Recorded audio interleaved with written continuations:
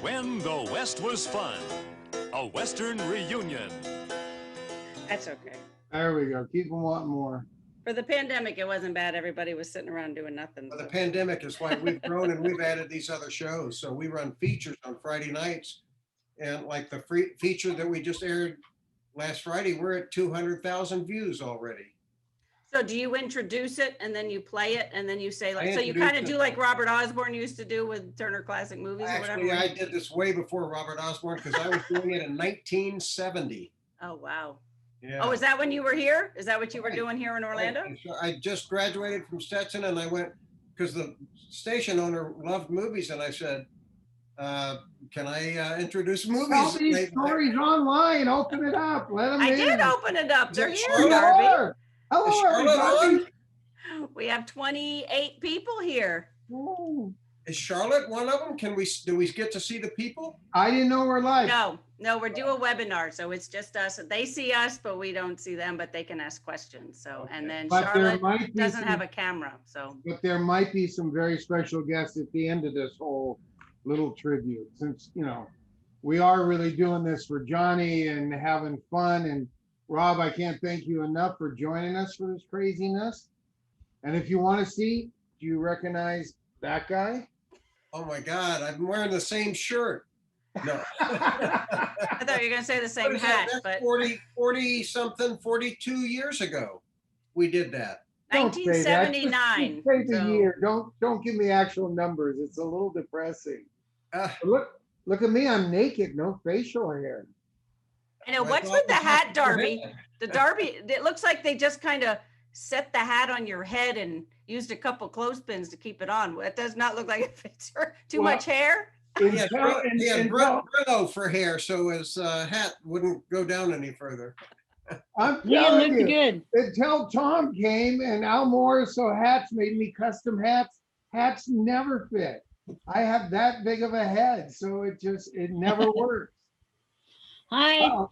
Up there's Charlotte. hi. Hey, Charlotte, how are you, hon? I'm good, thank you. I'm so glad you called me to tell me about this, though. Yes. Thank Well, I'm so glad you came on. I thought we were going to have you on at the end as our special guest, but here you are. But unfortunately, we can't see you. you. I know, but that's because of my computer. I could make mine so that you can't see me either. How's that? No, Yours is that modern, Rob? That's great. Fancy. Charlotte, we just want to send you heartfelt. I know I talked to you earlier and you're going through a lot of Johnny's things. And well, we should let people know that they can get some of that stuff at Johnny Legacy, right? yeah, on Johnny's Legacy page on Facebook, there's stuff for sale that's nice stuff, All I'm sure right, Stacy hon. will post the actual website address, but I think it's Yeah. johnnycrawfordlegacy.com. They have a store. Right. Yes. Well, I'm glad to be here with you guys, and this looks like a bar. Well, that's where it's taking place. That was the whole set of saloons. So I guess we should talk a little bit about this show. It was When the West Was Fun, right? And yes, And I got a call. They said, hey, would you like to come? Fess is coming. Johnny Crawford will be coming there with his paw. And we got a cute little scene for the two of you, the four of you to do and all that. And I thought, that's great. I hadn't seen Fess in a while. And I hadn't seen these other people. So we roll up to ABC Studios down there at Prospect. And I often say that's the first time I saw my big brother, Dan Haggerty, live. He got out of this huge pickup truck that you could drive over other cars with and stuff. Just growl. We were in the middle of the gas shortage, right? You could only get gas if your license plate was odd or even. And he was before me. He gets out and he looks over there. Some poor little PA there, and he takes his kid. Here, kid, go fill her up. And he goes like, oh, okay, He gets it. He's all, what kind of gases do you want? Only the best, son. Only the best. And that was my introduction to Haggerty. Who made the call to invite you, Darb? I don't know if it was Brad or not. You know me. Listen, you are so wonderful knowing everybody's names and connections and all. one of my challenges has always been names. They fly in and out of the brain. Well, I was driving around with my hero, Jock Mahoney, because Jock had been assigned by Brad Marks, who was the, spearheaded this whole thing, that we were going out and inviting people to be on the show. So with Jocko, we would like pull up to Lee Van Cleef's house and go in and talk to him and try to get him to come. It was, for me, it was like being in cowboy heaven. They called it When the West Was Fun. And all of the people who joined in for that were stars to me, big stars, because I grew up watching them on everything. And so you had Jack Kelly, who was Maverick, and Peter Brown and John Russell sitting together. That's when I met all these people. And right behind you is Johnny Crawford with a tennis racket and shorts. I couldn't believe that here's Mark McCain and he's showing up in shorts, but he sang a song on the show. And I don't know if everybody has seen it or not. They're going to really enjoy it, but there's certain things to watch out for. And I don't know if this version had edited out all of the music and the dancing girls, because when we were doing it, it was a network show. It was on ABC at 10 o'clock that night, on a prime time. And they had a variety show like Dancing Girls. And I'm going, I just want to see clips of the shows and talk and hear what these people have to say. So the Dancing Girls added to the variety and I guess the look of the show. But for me, it was all about, I'm looking behind you here. I should, Pat Buttram was a big part of this too. I see Iron Eyes Cody sitting behind the fact that he's standing next to Lee Van Cleef, it's just amazing. And later, yeah, all of them, Iron Eyes. There's X Brands in the back, Pahu Katewa. Neville Brand, Milburn front row. Johnny But with it the was so tennis great. racket. All of these people, and they hadn't seen each other for a long time. A lot of them really didn't know each other. But Clayton Moore is so great. He wore the mask. This is right before they took it away from him, the Rather Corporation. So he's in his costume, looking just like you would expect, in great shape. Now, let me ask you, how long had his show been off the air when this was done? And this was what, 77? 79. 79. So when was his show taken off the air? Oh, it went off the air in 56, I think. And then they made the movie, the feature film, the Lone Ranger. I got a poster behind me signed by Clayton. It says, to my Kemosabe, Rob Word, Clayton Moore. And then he says, the Lone Ranger, like I didn't know. He was so great. He was that was one of my favorite stories about this, because look, the stories remember the 2-story dressing rooms. There were a few wild parties going on there of different generations and things. But like I said, they called me on because we were going to have this 4-way little gig thing with my pa and his pa. And then Fest decided not to come down from Santa Barbara. He just, he wasn't going to show up that day. So they had no idea what to do with me.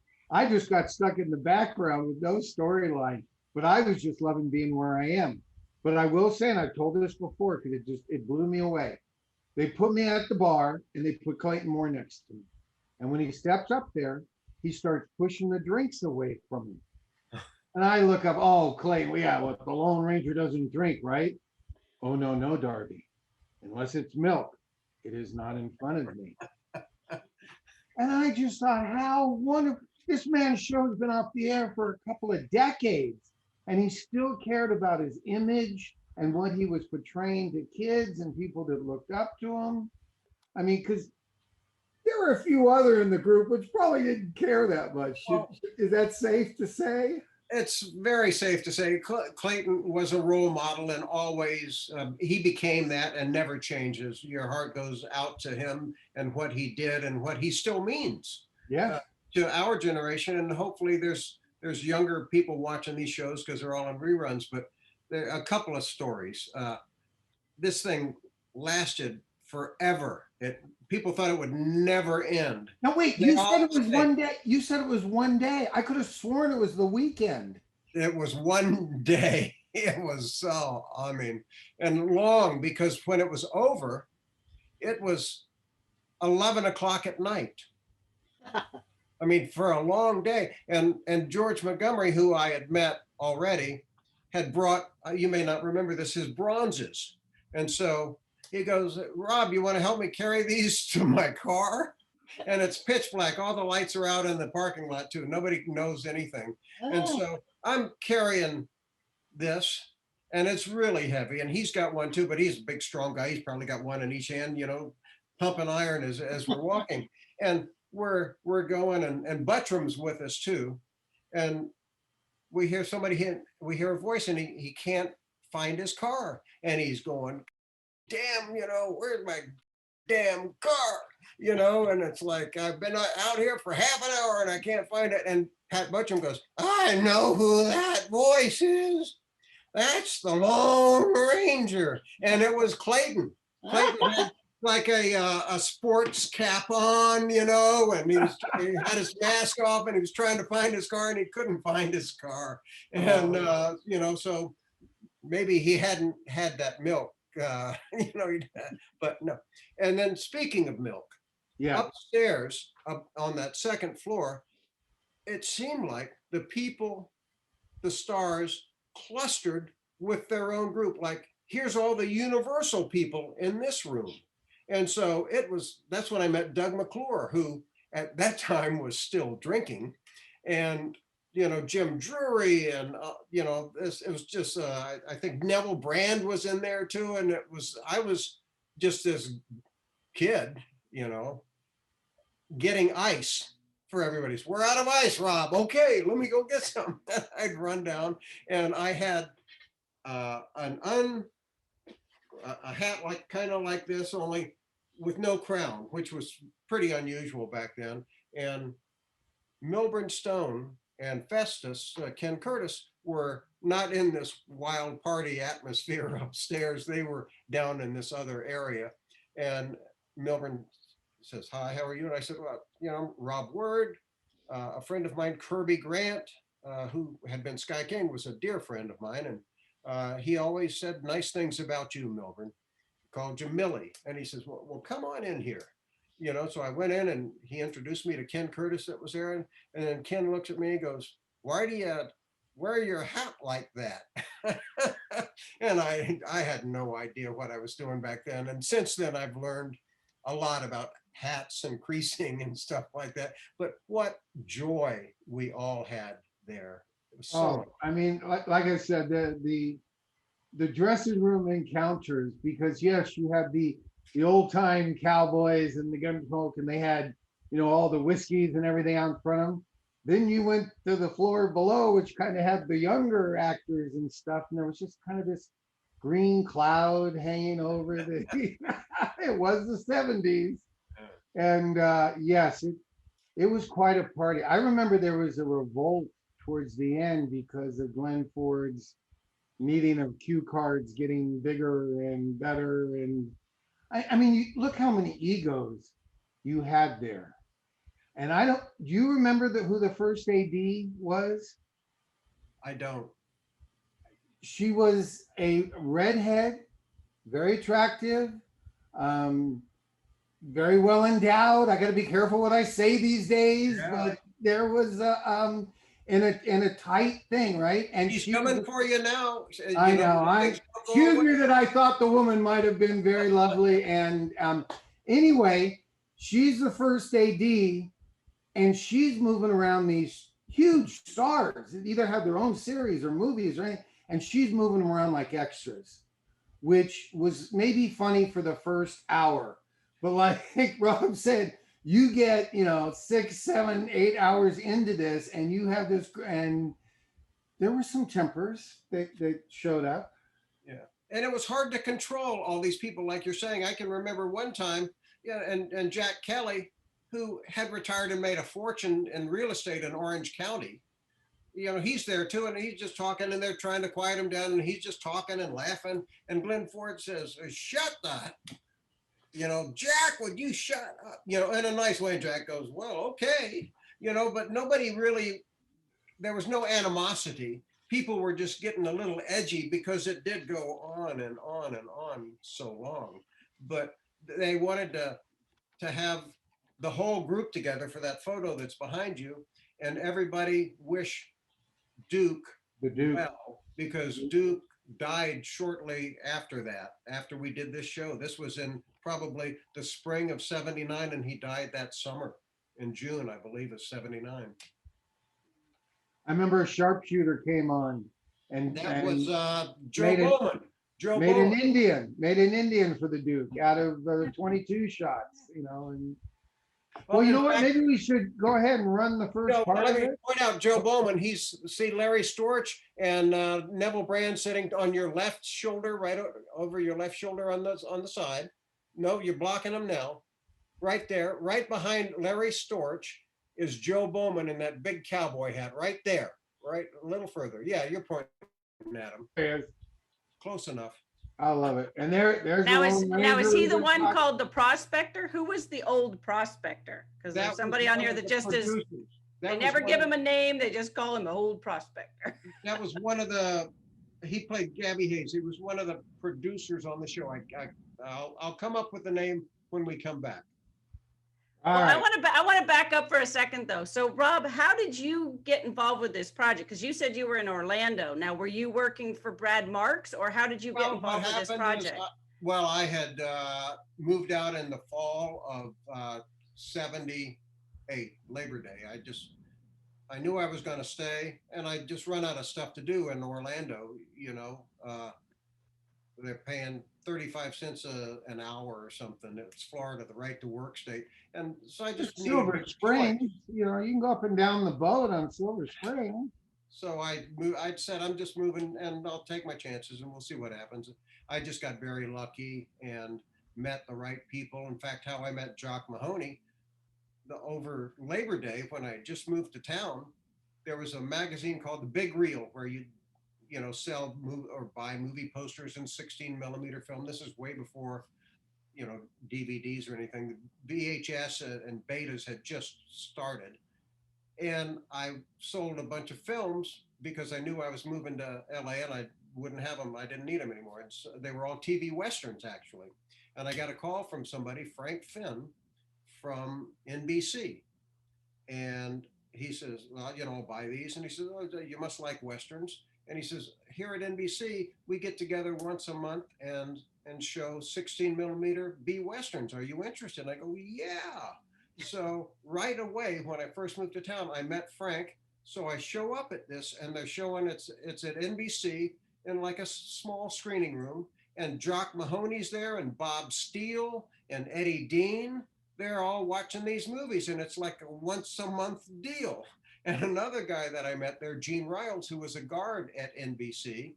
He's the one who was such good friends with Jock Mahoney. Jocko had given him one of the fringed Range Rider jackets and the Range Rider belt buckle and all this other stuff. And we all just became really good friends. And so it was through Gene that I met Jock Mahoney.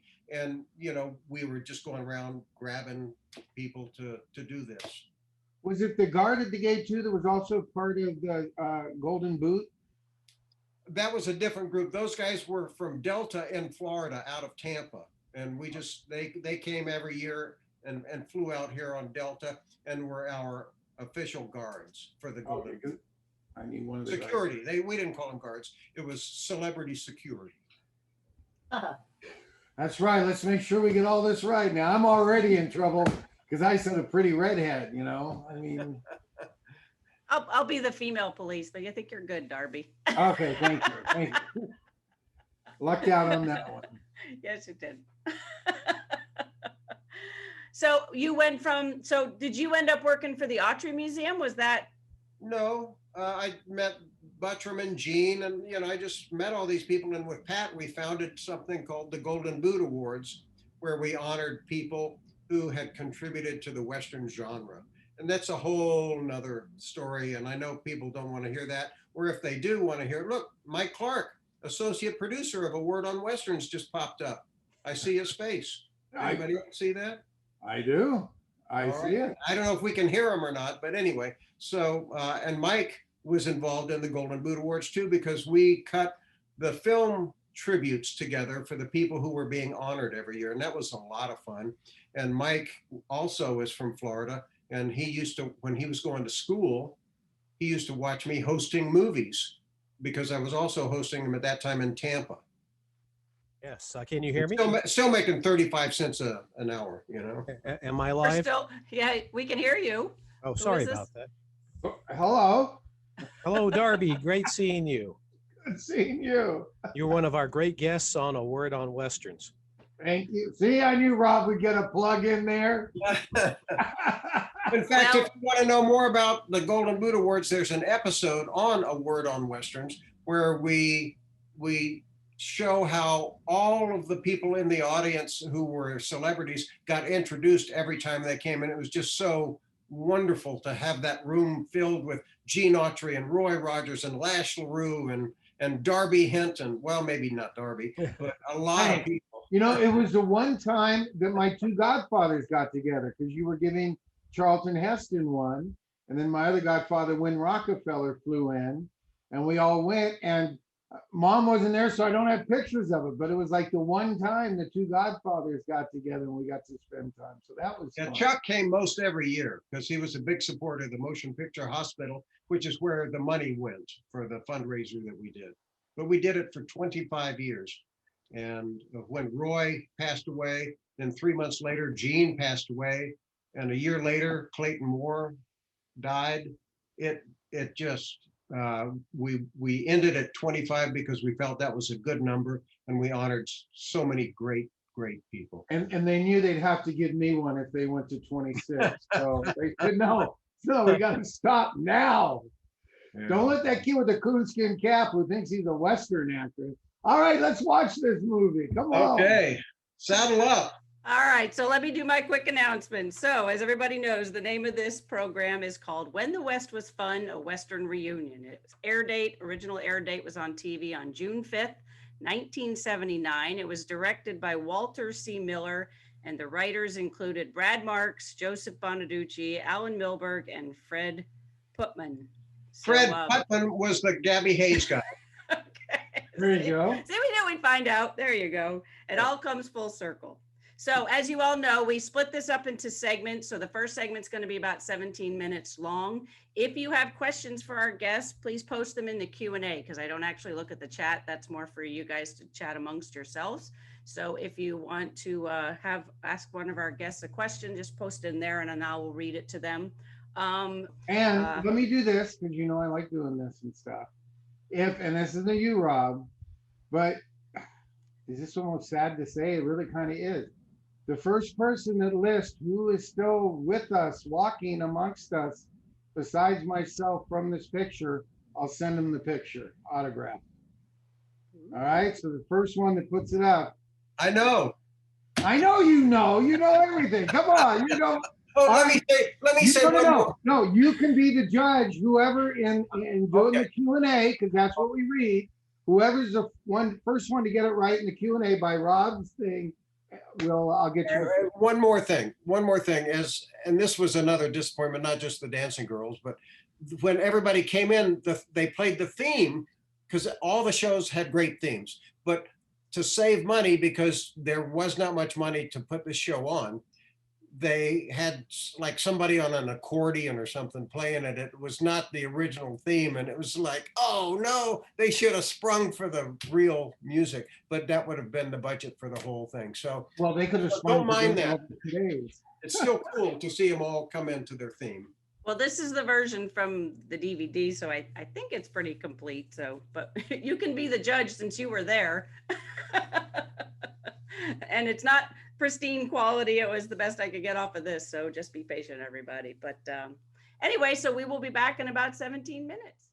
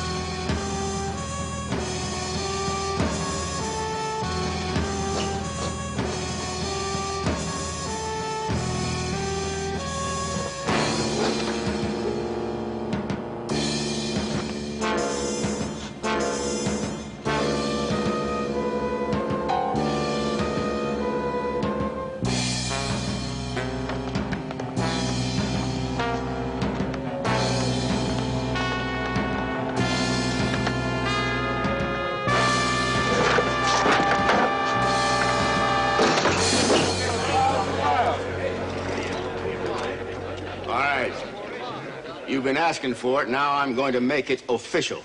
Official? Television's first Western reunion. It's about to begin. And I'm glad you could all make it.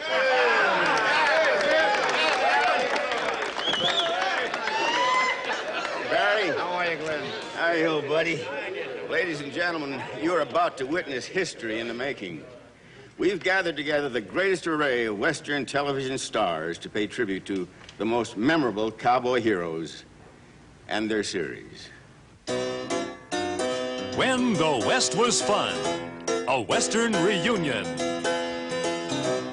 Starring Rex Allen, Michael Ansara, Joe Bowman, Neville Brand, X-Brands, John Bromfield, Peter Brown, Pat Buttram, Rod Cameron, Iron Eyes Cody, Chuck Connors, Jackie Coogan, Diane Copeland, Johnny Crawford, Linda Crystal, Ken Curtis, Henry Darrow, Don Diamond, James Drury, Dale Evans, Glenn Ford, Dan Haggerty, Alan Hale Jr., Ty Harden, Darby Hinton, Will Hutchins, John Ireland, Dick Jones, Jack Kelly, Harry Lauter, Guy Madison, Dewey Martin, Doug McClure, John McIntyre, George Montgomery, Clayton Moore, Jeanette Nolan, Jocko Mahoney, Slim Pickens, Fred Putman, Denver Pyle, Roy Rogers, John Russell, Mark Slade, Sons of the Pioneers, Milburn Stone, Larry Storch, Barry Sullivan, Lee Van Cleef, Bill Williams, Terry Wilson, Keenan Wynn, and Tony Young, with film appearances by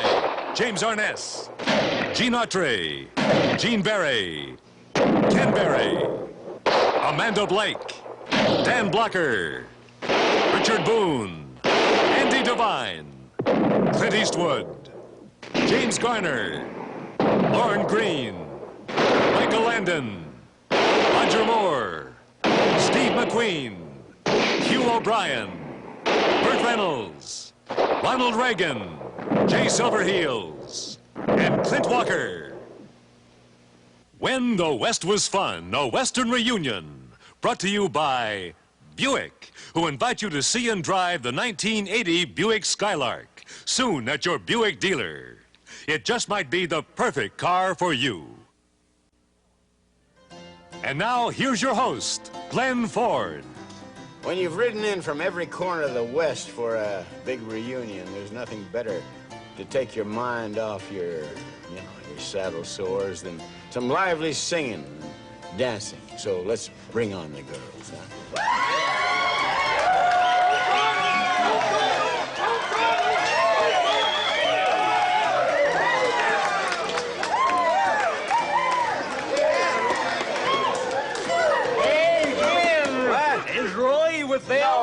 No, not yet. But while we're waiting, why don't you just sit down and let the girls entertain us Western style, right?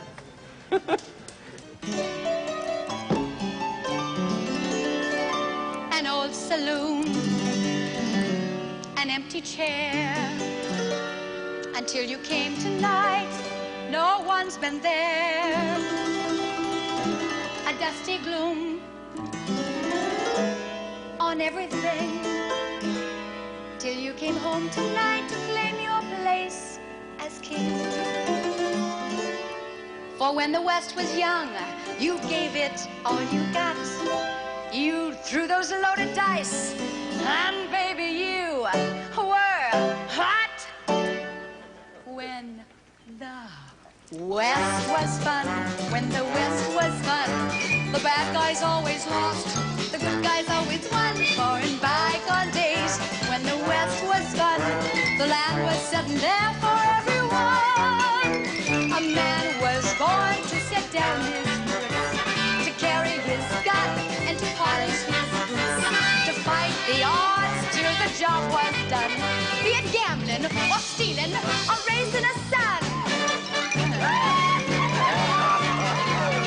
When the West was fun, when the West was fun, the bad guys always lost, the good guys always won. Then a man was a man when the West was fun. You could tell a good man by the size of his gun. Never a problem with your honey bun. Loving came easy, so the West was fun. The cowboys, the Indians, the sidekicks, the women. This was the West. It was the best. I mean the best. West.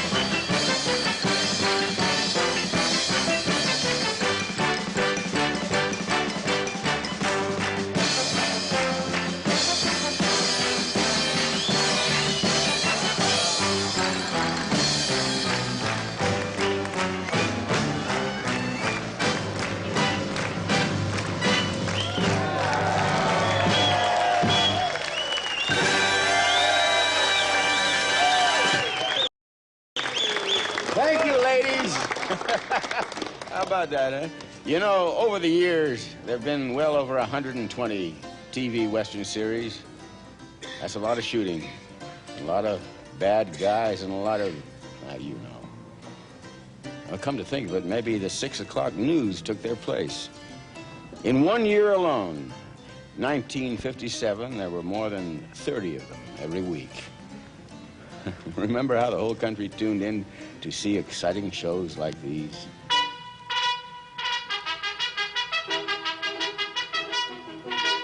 The Lone Ranger.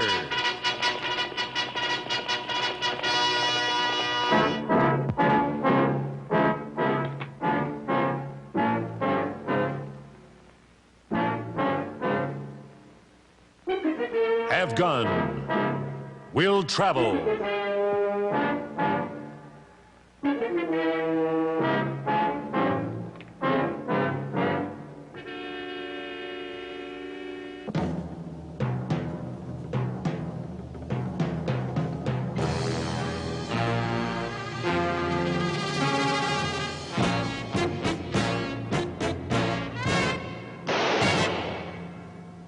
Gunsmoke.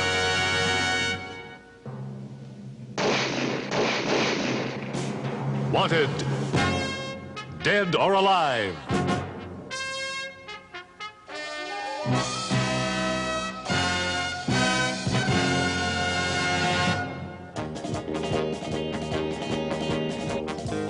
Bonanza.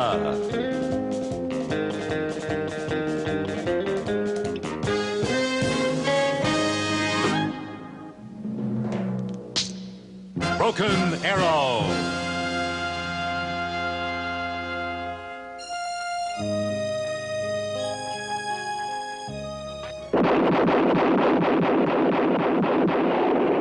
The Rifleman.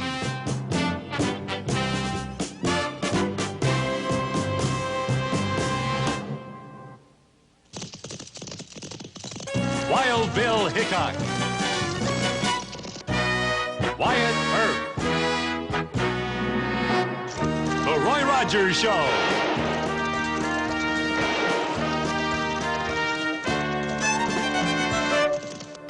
Maverick. The Big Valley.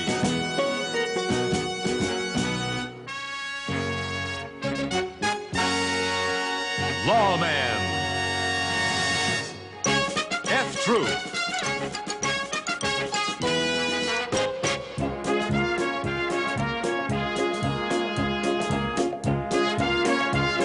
Bat Masterson.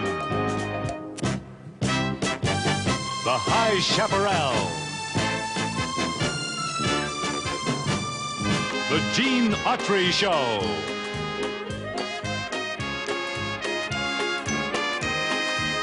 Ride 'em in Rawhide. Yeah! Yeah! The Cisco Kid.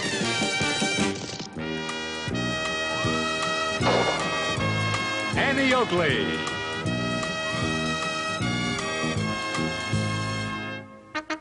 The Adventures of Rin Tin Tin.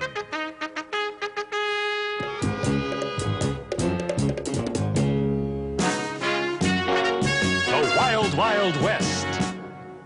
Cheyenne.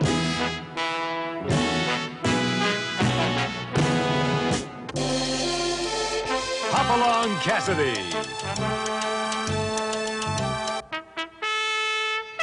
Death Valley Days.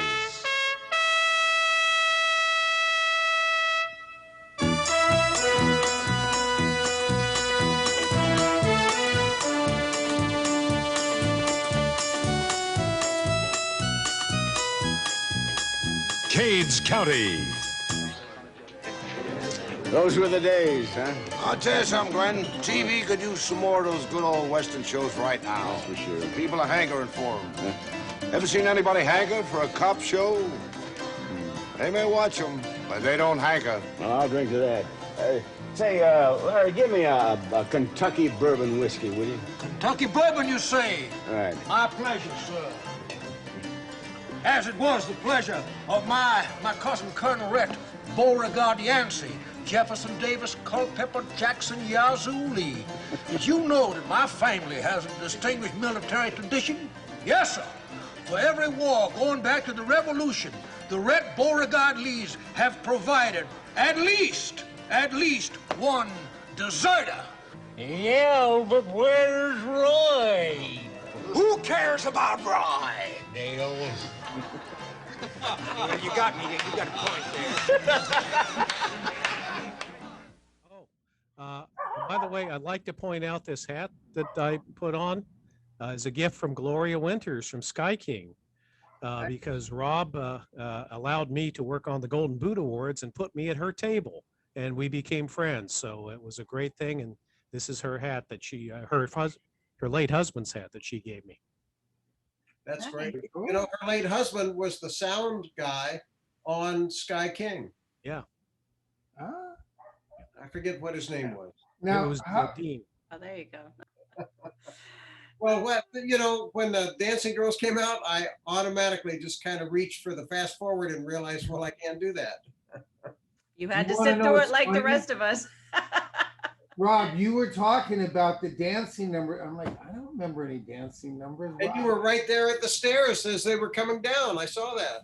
And did you see Dan? He's right behind four of the girls. He probably wasn't even supposed to be there because he's hiding down. But he thought, well, I'll just get behind these women. That's fine.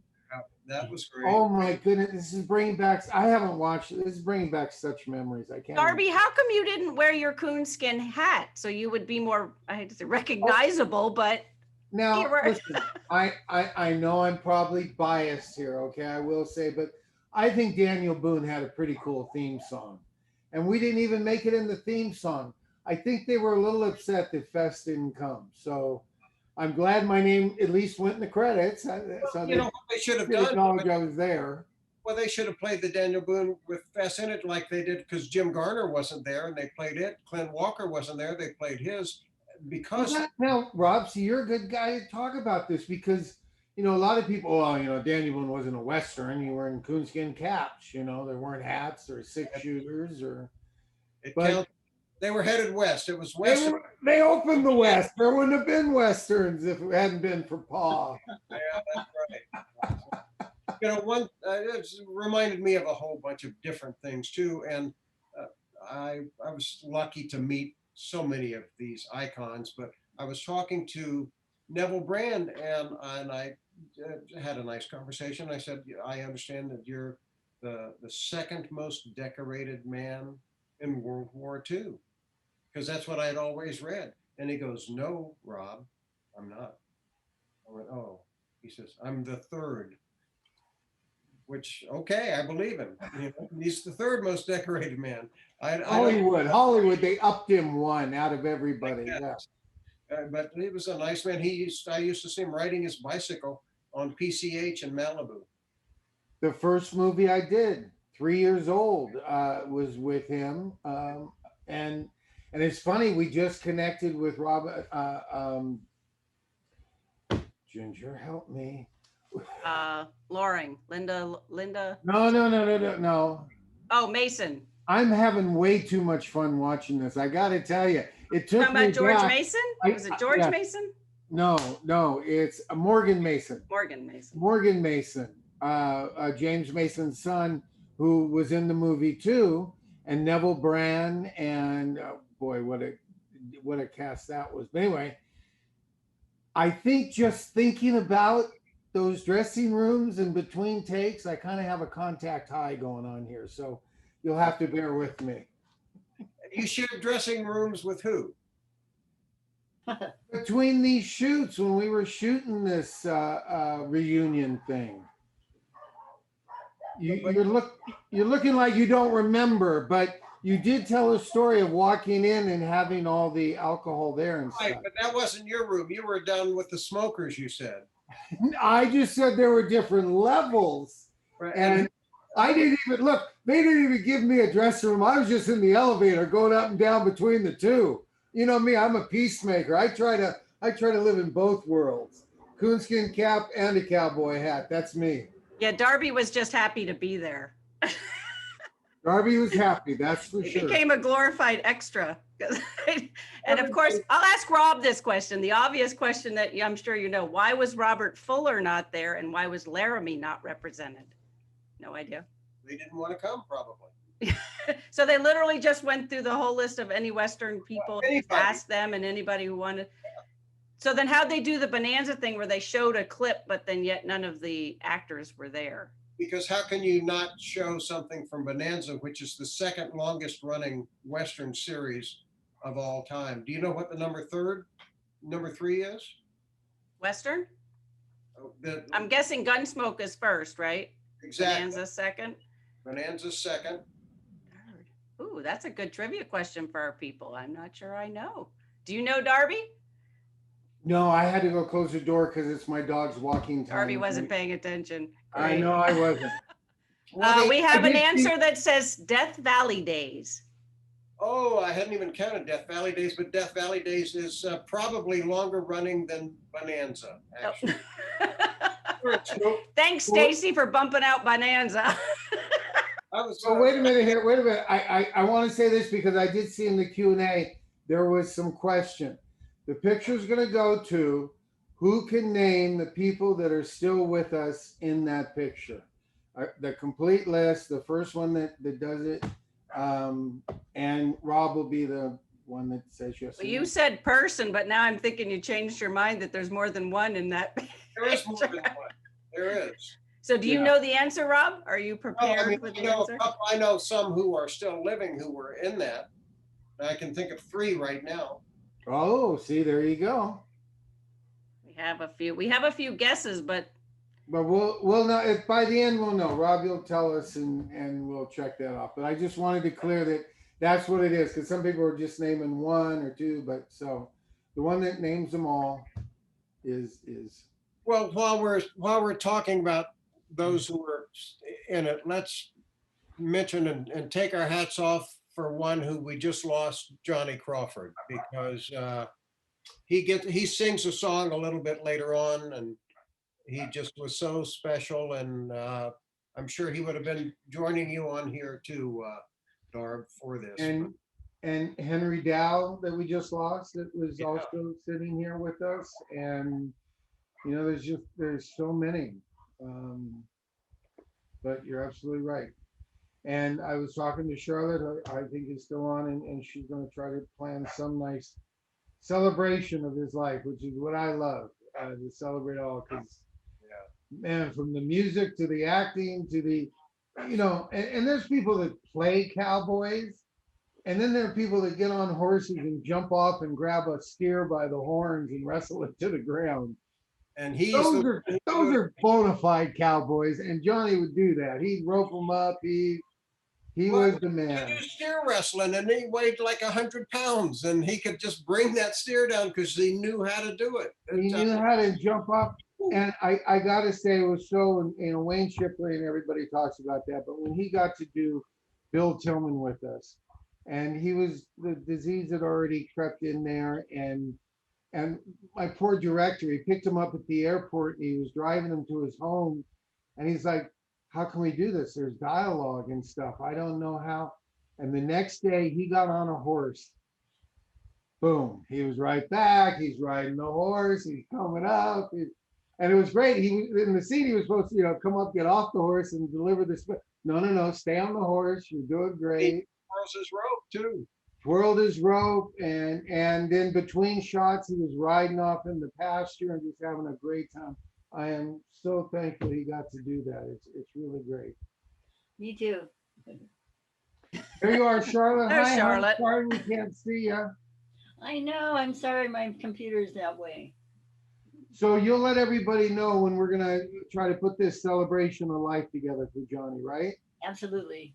It's gonna happen soon. It's within a month, probably. Month sounds like a good time. William S. Hart Park. Okay. Does everybody know who the 3 people are who are still with us? Hang on. Is it Darby? Okay, good. Darby's still here. Great. That's one. Somebody else said Mark Slade. That's one. right? Okay, I Stewart? got Pamela Riley Pavkovich that said Mark Slade, Larry Storch, Darby, and Will Hutchins. Okay, that's all. That's 4. That's it. That's all I can come up with. Will Hutchins. All right. Seeing if Will- anybody else said Will 4. Hutchins, Sugarfoot, he just turned 91 yesterday. And next month in June, I just did a Zoom interview with Will, and we talk all about the Warner Brothers lot and, doing Maverick, This Cheyenne. guy right here. Whoa, there he is. And look, who's that in between? There you go. Just There- duck down, Darby. Just duck down. I was making money playing backgammon. Your green screen is rolling there. No, I think I'm going to take it back. Right? It's too small. Otherwise, I have to get right up here, and That's fine. That's good. Anyway, it's just floating behind me like it's a thought. You're reading my mind. I remember when I was playing with Sugarfoot. You know, people listen to me and they go, "This guy's crazy. What is he's playing backgammon with Sugarfoot?" Yeah. And Glenn Ford and Roy Rogers and a few others were waiting for us, but we said, "Hold on a second. I'm about to double him." Well, I have a question because Alan Hale Jr. looked like he was having so much fun, and I absolutely love him. Was he really that full of life and funny and like that in real life? Like it, I never worked with him, but at Musso Frank's back probably in the early 80s, and he used to have the Skipper's restaurant on La Cienega, but I was at Musso Frank's, and he was sitting at the bar there, not on the bar side, but on the eating side, on the counter, not the bar, the counter side. And so I said, "Hello, Mr. Hale, how are you? You know, I'm a big fan." And he says, "Sit down right here next to me." So I sat down and we had breakfast together, and he was just a charming, nice man. You know, old Hollywood. His father, of course, had been Little John in the Adventures of Robin Hood with Errol Flynn and all those Warner Brothers movies, and he had been in silent movies. His dad had too. So it was pretty old Hollywood there at Musso Frank's to see the Skipper and to dine with him. We've been watching Casey Jones on Saturday mornings that Alan Hale Jr. was in that. I didn't even know that existed, but he's adorable in that. Got Casey Jones comics, and I can tell you who the sidekick was and who his son was in that. Bobby Clark played his son, Casey Jr., and the sidekick was Cannonball. Dub Taylor. Wasn't it Dub Taylor? Dub Taylor is right. Dub Cannonball Taylor, Buck's dad. Did I say he was an encyclopedia? Come on. You are. You're very handy to have around, Rob. I have to invite you back. I just happen to know that. That's all. And I will compliment you too, Rob, on your hat collection you have in your home there when we were there. You went from the not knowing how to wear it to a very nice collection. Yeah. See, the way I'm wearing that hat behind you, you can't see how dorky it is on top. There's, because I've got it like this, so you can't see. It's like Hoss, and and which is okay. I don't mind an open crown these days. That's what I'm doing now. But back then it was different, and Ken Curtis was like, Hoss? I was like, no, I don't know what I'm doing. I'm just here having a good time. And like you said, look, the hat is just sitting on the back of my hair. It's not even on my head. Well, your hair is amazing in that picture too. What did you do the night before to make it be like that? It looks like it wants to fall off the back of your head and you're trying to keep it from falling off your head.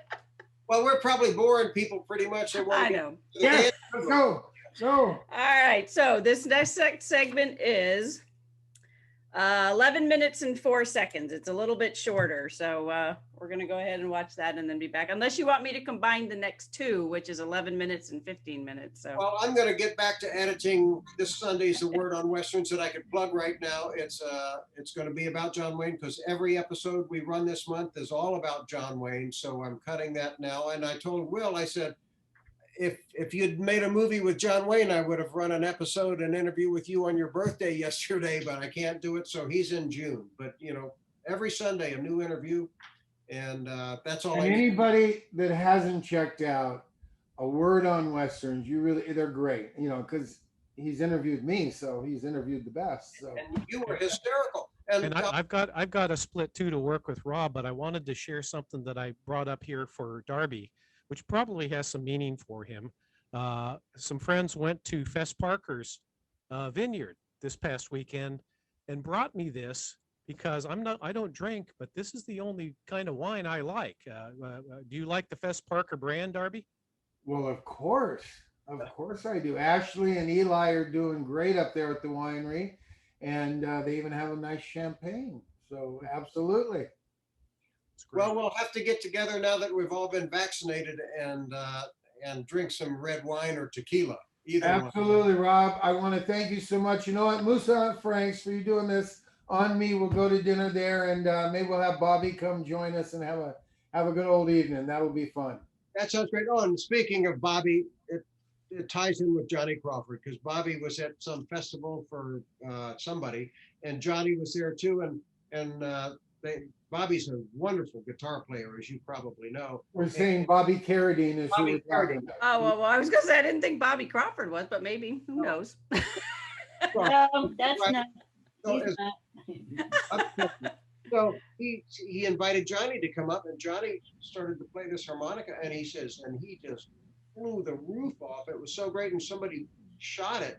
And so we're trying to get that footage, and we're going to cut it together, and we'll post it so everybody can see. He just said Johnny was amazing, and Johnny was amazing. So are you, Darb, for putting this on, and Ginger, thank you for keeping him organized. Yeah, well. Able to do this, okay? Thank you, Rob. Well, Rob, it was very nice to meet you. Thank you for Rob, everything you're doing to keep Westerns alive. And if it, again, as Darby said, on YouTube, it's A Word on Westerns is his channel.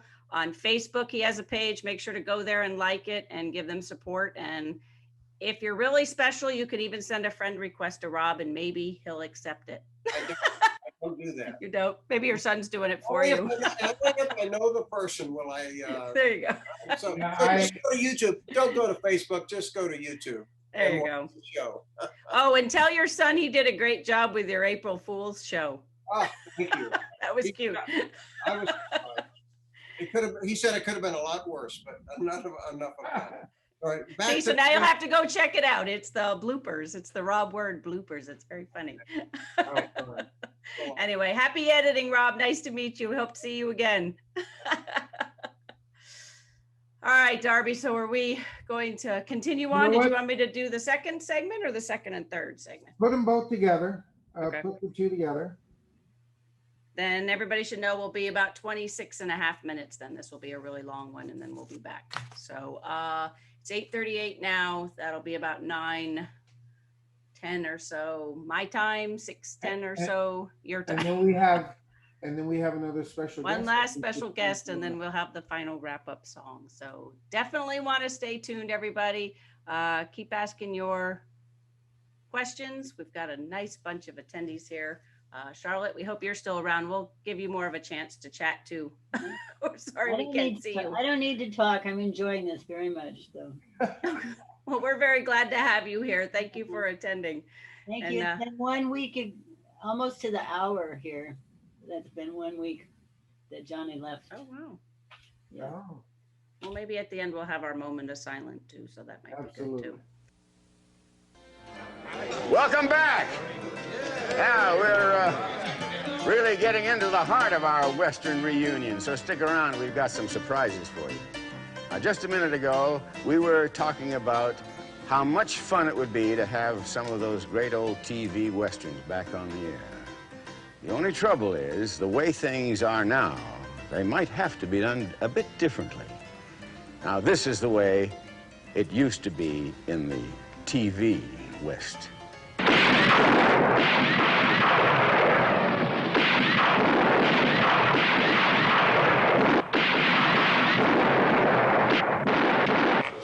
Today, that scene might be played this way. You want to talk about land? You're on my property, stranger, and I aim to see that you pay up, you hear? I said pay, stranger. I'm holding a deed, and you're on my place. Darn, I thought the boardwalk and Park Place were mine. No, Pennsylvania Avenue and the short line. That's yours. Attention, Sheriff Ford. A 920 in progress at the local saloon. 9:20, huh? Well, I'm at the saloon right now. I'll take care of it immediately. What is a 920? Cheating at Monopoly.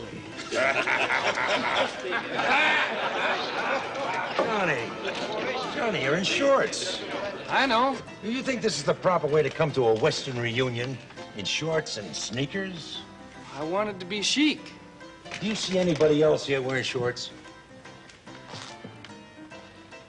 No, Well, no, it's right. Don't you feel a little odd? I'm beginning to.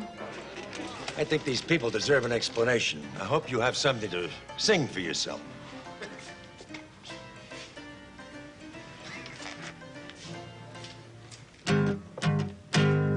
I'm the cowboy in shorts. I roam the tennis courts. I'm full of beans when I'm in these jeans. My legs ain't bowed, but my knees are tan. And I learned my game from the rifleman. What? My boy! Well, that's just the whole truth of the matter. No, it ain't neither. Well, of course it is. Now, let me give you a hypothesis. I don't want one. What do you mean? Well, they eat too much. Well, them blame things, they'll eat twice as much as a rhinoceros horse does. I can't even afford to feed my own mule. Wait just a minute and I'll explain this whole thing to you. You see, you're walking down the street. Where am I going? Don't make any difference. Well, Dickens, it don't. I just don't go walking down the street if I ain't going someplace. Listen, you're walking down the street, you see, and you run into somebody you know and you start talking to him. Who is he? It don't make any difference who he is. Well, of course it does. I just don't talk to everybody in town. Besides, I might owe him some money. Oh, there's no doubt about that. You owe everybody in town, including me. And when I think about that, I just get sick at my stomach. Well, then why don't you go find yourself a doctor, you blamed old scutter? Doc, yeah, I'm right here. It just hurts like thunder, Doc. Yeah, I know that. Now, you just hang on and we'll take care of that. Kitty. How'd I get here? Last I recollect, I was crawling down. Frickin' newly put you in. Ruth. I got to find Ruth. You just gotta do nothing but stay right where you are. Doc. You know, Doug, seeing all these guys again reminds me that some of them were pretty fast with a gun. Yeah. And I know someone who was pretty fast with the ladies. How you doing, boys? But I'm fine. Yeah, when you find out who it is, let me know. I understand you fellows been inquiring about a fast gun. Oh, hi, Peter. Your gun fast? Well, no, actually, but my watch is running a couple minutes ahead of time. Actually, who would I have to prove this to? Who do you want me to outdraw? I'm ready.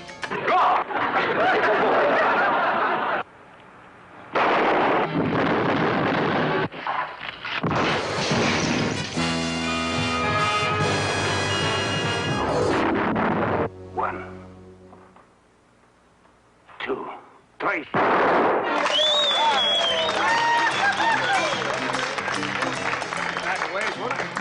Well, Marshal, was I fast or was I fast? Well, I noticed you're using the past tense there, Peter. Now, when you played my deputy, Johnny McKay, during those 4 years on Lawman, Yeah. you didn't have much chance to practice. Is that right? Well, seeing as how you're still so fast with that, you can be my deputy anytime. Well, now, Marshal, I think we might have to discuss that. You see, with the high cost of living and everything going up so much, probably need a raise. Don't draw so fast, and we'll leave the money where it is.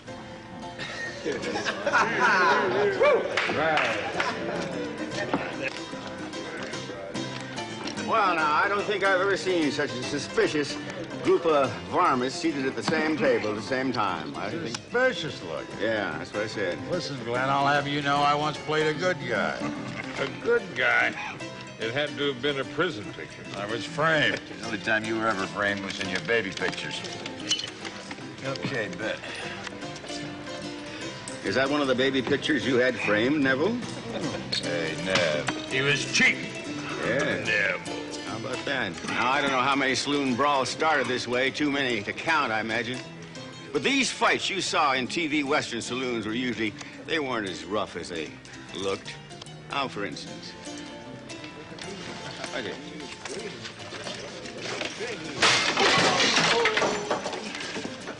It's balsa. Yeah, it's balsa wood. Absolutely harmless. Yes, and you know, when you see a fella go up to another guy and take a bottle and knock it over their head, that's harmless too, you know, because it's breakaway. It's a breakaway bottle. Larry, would you come here? No, Yeah, I'm going to show you. Oh, that's the wrong bottle. Yeah, well, usually you see they use stuntmen for this kind of thing. Oh, my. But, now, for example, this fella here on my left, Yancey Derringer. I mean, Jocko Mahoney. He's my good friend here. He's probably one of the greatest stuntmen in the business. It's a mighty nice compliment, Glenn. Thank you. Everybody seems to have forgotten Neville was cheating at cards. Nobody accuses me of cheating. Sit down, Jack. Wait a minute.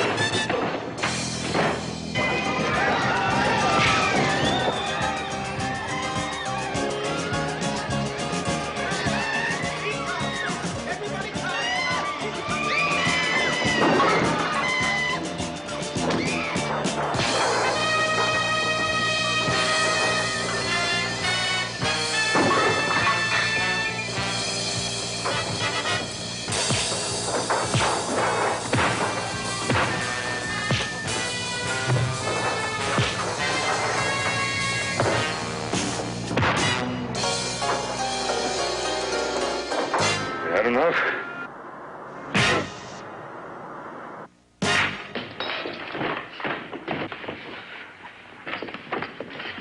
Fire him, brimstone.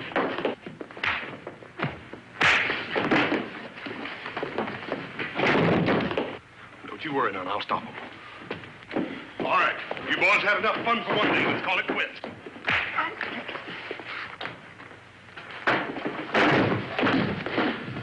Now, Little Joe, you better quit before I get mad. Yeah, he'll quit all right, Hoss. He hasn't the guts to take any man-sized punishment.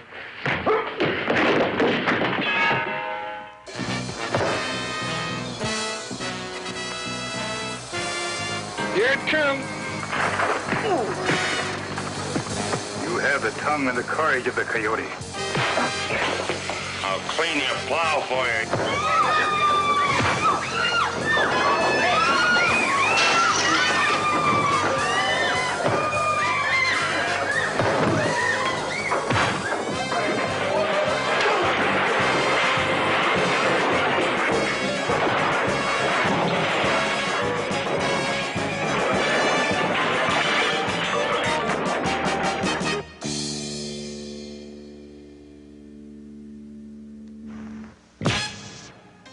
Thanks, I needed that.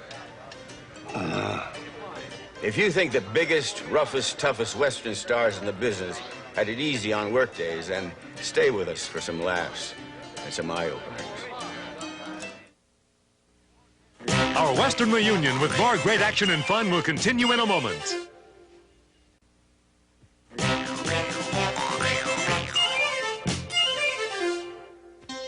You know, the best part of any reunion is seeing old friends again. All right, fellas, suppose you have a drink on me, huh? Hey, bartender. Suppose you take care of my friends here, huh? Fine, I'll have a little Irish whiskey. Ah, Irish whiskey, eh? A man after me own heart. To our wives and sweethearts, may they never meet. That's old Larry. Say, how about you, Doug? You ever get hit like John Russell did in that last clip we saw there, you know? Wow, that was something, huh? Dan, I've been hit so many times and so hard, but they presented me with a cup. That cup? Huh? Yeah. I like sort of a cup to honor you. I like that, huh? No. Keep my teeth in. Well, I can sure vouch for the fact that these boys earn their money on Western. But you fellas prove how tough it was being TV Western stars. And just to make it up to you and your buddies, the ladies have come up with a little tribute. Right. All right, come on, ladies. It's really tough to be a rough and rugged cowboy. It's not enough to face the perils of the West.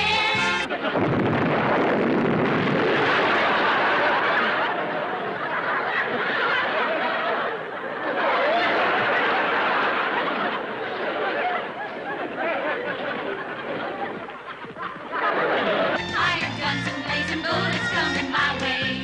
A working cowboy finds it hard to get his rest. All right, now you did it.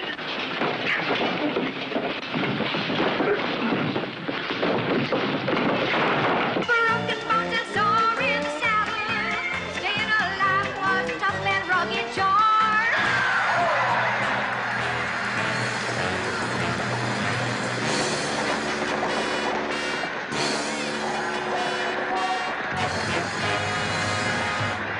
Taking punches was hard enough to handle, while the director keeps hollering for more.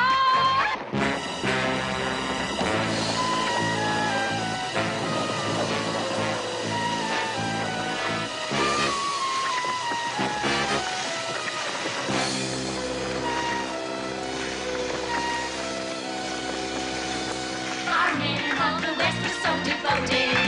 Pleasing ladies always try to catch our eye. You may think their hardships go unrewarded, but it's us ladies who will love them till we die. 'Cause it's us ladies who will love them till we die.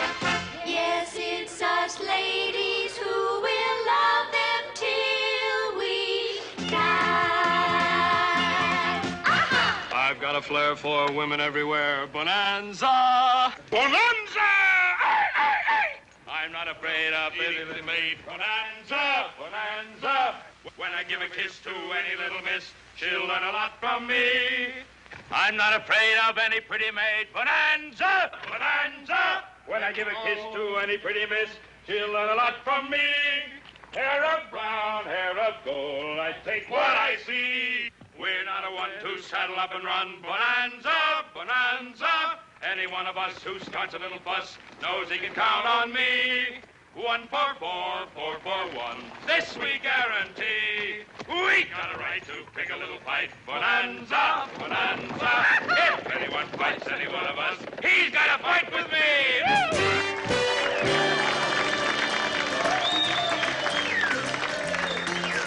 Okay. All right, come on now. Settle down, everybody, because it's time for home movies at our reunion. No. I mean it. You pay attention now, because we're gonna ask questions afterward. I'm gonna see how good your memory is. Oh, Chuck, the opening of that rifleman. How many shots did you manage to get off that, you started going? Yeah, run that clip, Alan.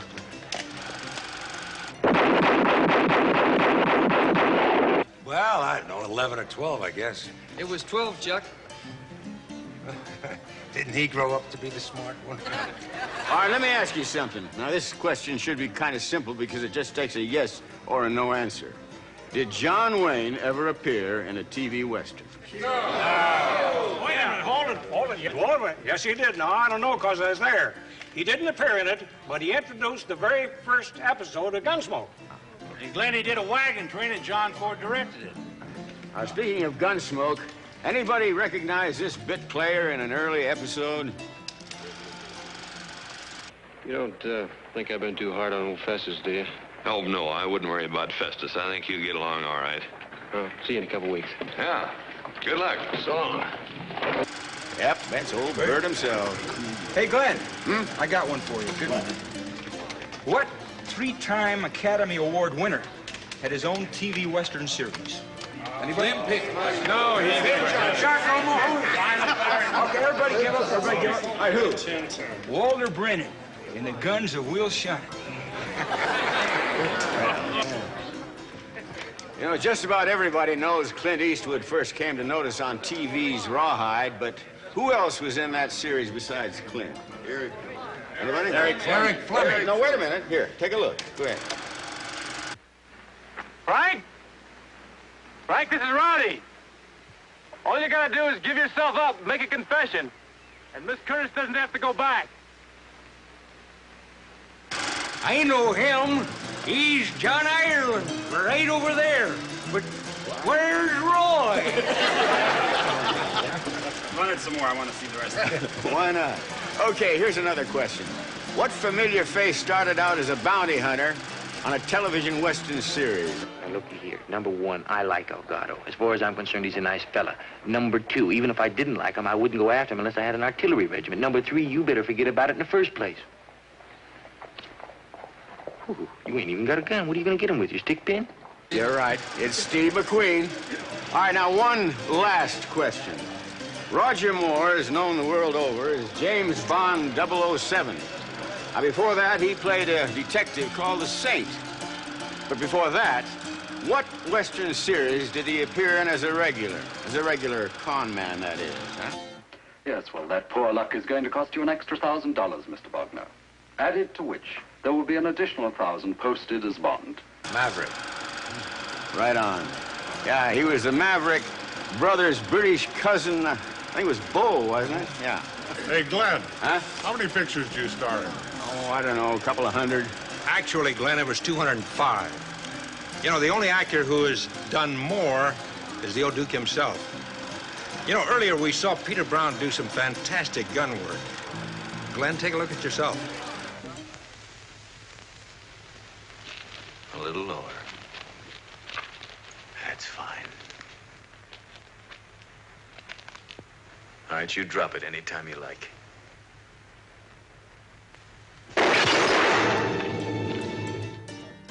Of course, I did my own stunts, too. Yeah, I really did. Like, now, wait a minute. Like in The Sheep Man, when I stuck my cigar into Mickey Shaughnessy's potato. What's all the people for? Oh, they're waiting for the fight to start. What fight? Well, the one between you and me.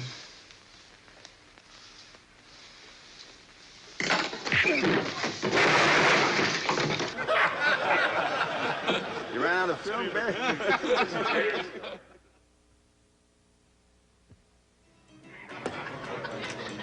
You might think we've left out some important parts of television westerns.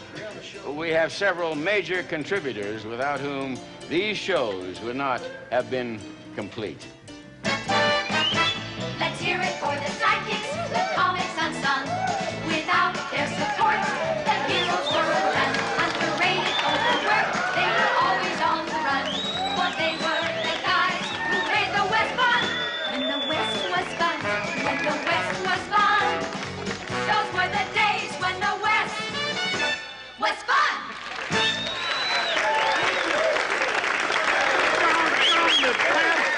Looks like they finally got around to the backbone of the West. That's right. The real he-men. Us sidekicks. We did it. Doggone, you know, not only did we have to pack the load for them heroes, but we had to try and be funny at the same time. Yeah, we had to keep them sober, too.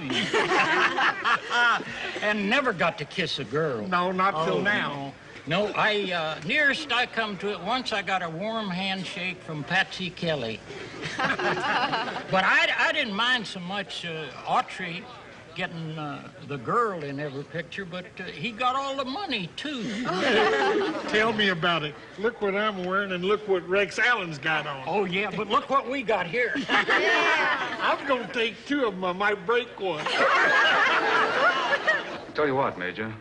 As Marshal, I'm going to need a strong, tough, thick-skulled assistant. Say no more. You described your man. It's a free choice. Get hung if we can find a strong enough rope, or come with me.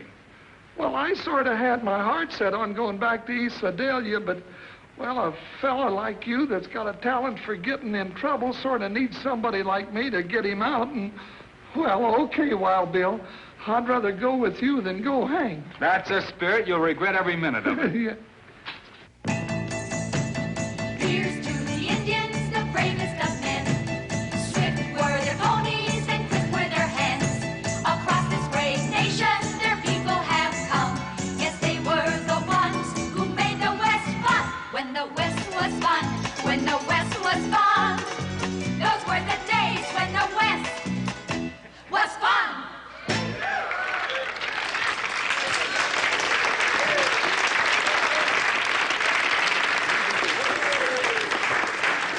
Michael, do you miss being Cochise? I do, Neville. I was proud to play the great leader. You know, that was one of the nice sides of some of the television westerns. People got a different view of the Indian than the old stereotype motion picture version.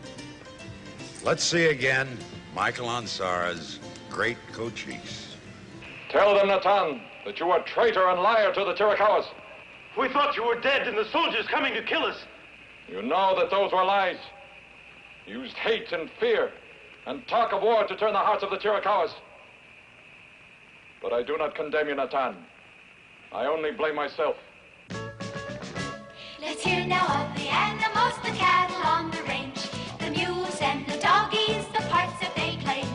It's a hearty hi-yo silver, and the way your horse will run.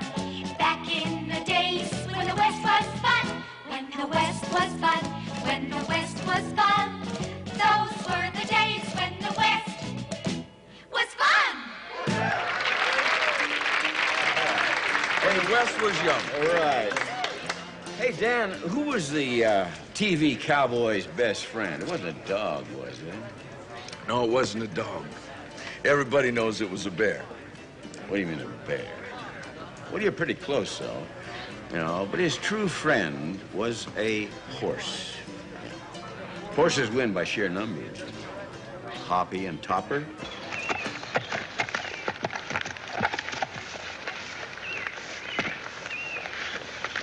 Then there was Roy and Trigger. Hi, Trigger. Roy and Trigger. Gosh. If Roy was that great with Trigger, just think what he could have done with the bear.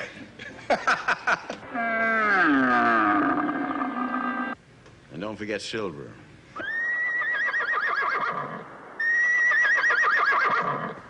Or Rin Tin Tin.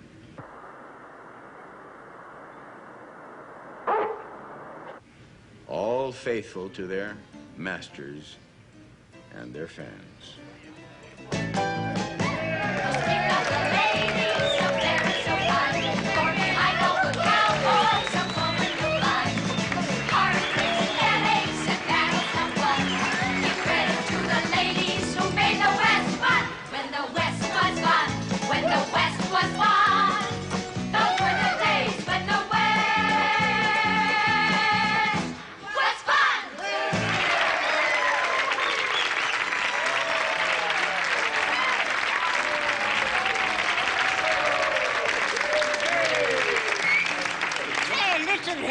Cowfolks, when are you going to get to the really important part of this here show?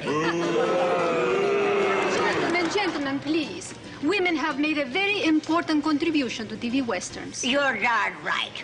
Why, there ain't a gal here who couldn't outride and outshoot any man here.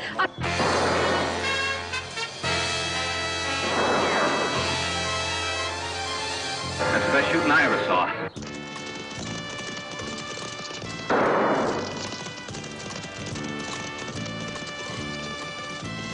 Would you like to see how Victoria treated her men in the High Chaparral? Show me. Give me your knife.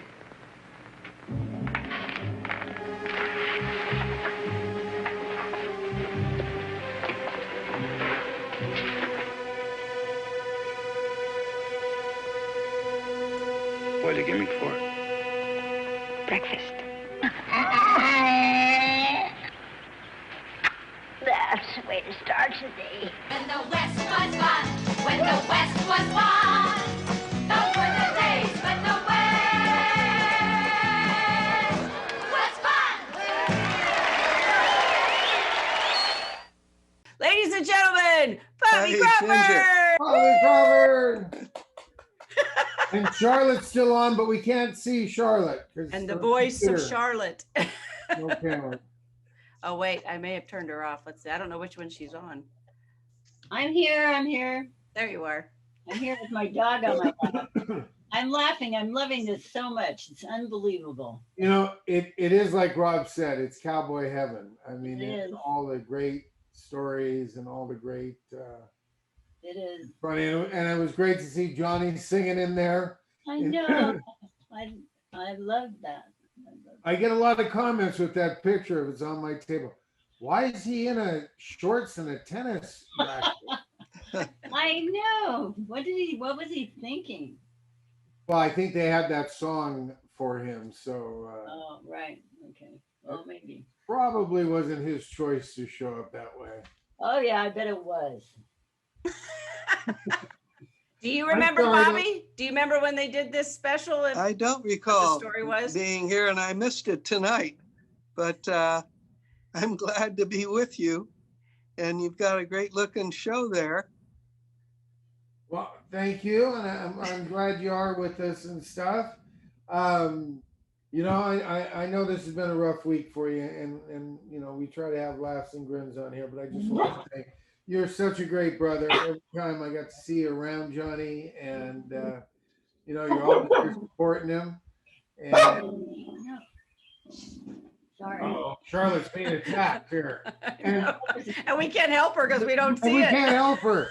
I'm sorry. So we'll just want to talk with you, Bobby. But lots of love and everything. I know. Thank you. You know, it's got to be bittersweet because, you know, we all know that wasn't really Johnny there at the very end. But, you know, it's never easy. So my heart goes out to you.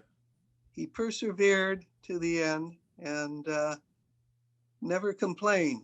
So always had that smile. A remarkable guy. I miss him. I just remember the very good times with him all the way. But it's great. I'm glad you could join us. Well, thank you.